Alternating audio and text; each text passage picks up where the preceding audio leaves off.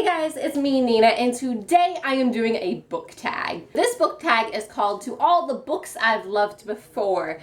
If you don't know, there is a book called To All the Boys I've Loved Before, so this is kind of a tag based on that. They now have a movie out with it, and I watched the movie last week, and I really enjoyed the movie. I've never read the book, so don't hate on me. I saw this on Hardback Hoarders channel, and I love her channel and all the tags she does, so I decided I wanted to do this tag for myself. So some of these books that I'm going to mention in the tag, I've mentioned a lot in my other tags just because they're my go-to books. A lot of times I have trouble thinking of other books that I've read. They all just disappear from my mind. So if this is repetitive, I'm sorry, but I just love the books. Anyway, let's get into it. Question number 1 is Kenny from Camp, aka your first book love. So for that, I'm choosing, obviously, The Hunger Games by Suzanne Collins.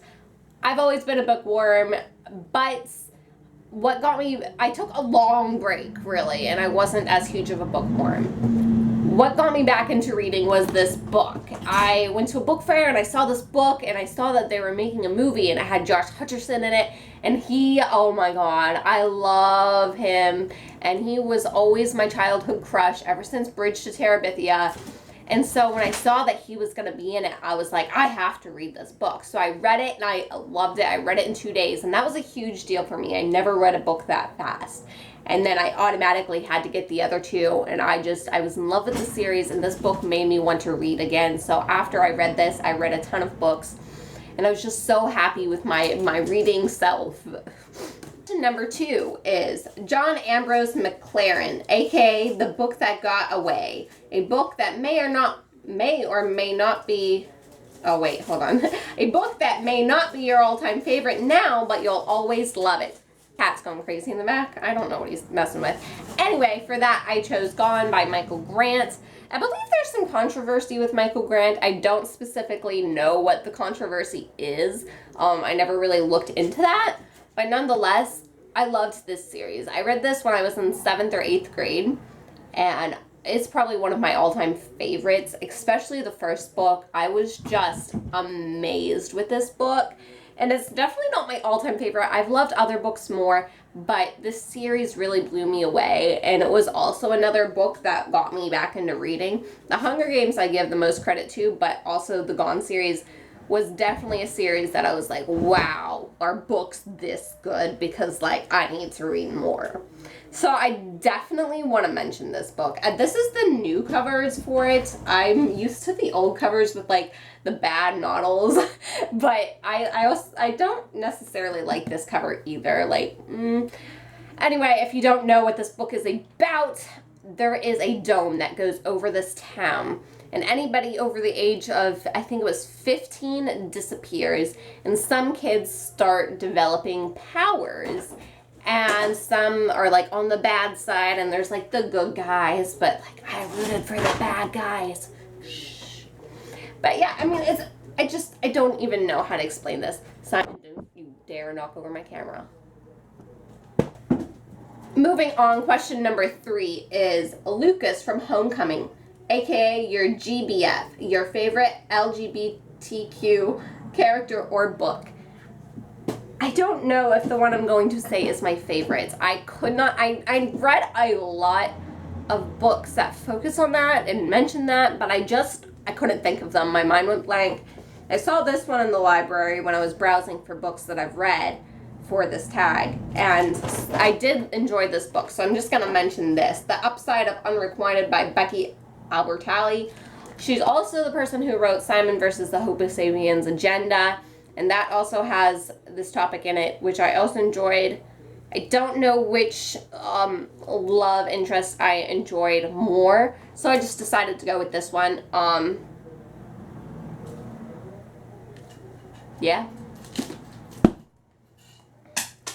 Let me know down below, if you've watched this video so far, what your favorite LGBTQ characters are. Sorry, I always trip over that.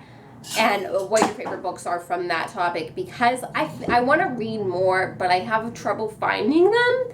And a lot of the time I stumble upon them and read a book by accident that I didn't know involved that, and I really enjoy it. So let me know your favorites, and if I see them, I definitely want to pick them up.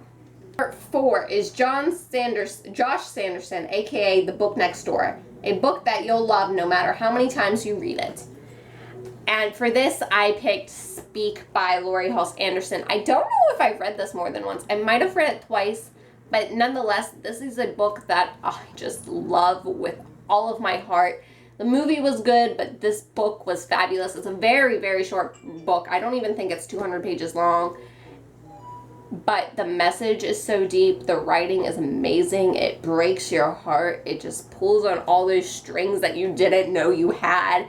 You're just sobbing. You're angry. You get happy. Like, it's just like so many emotions overcome you. This book deals with a girl who calls the cops on a party because there was a tragic incident that happened during this party, but now everyone hates her because they don't know the incident occurs and thinks that she just called the cops to kind of ruin the fun. And so she has to deal with this incident that happens and having to see her friends hate her and see all these other people from the party and deal with those emotions, and it's just, it's amazing. That's all I have to say. Number 5, the last question, is Peter Kavinsky, aka Your One True Book Love.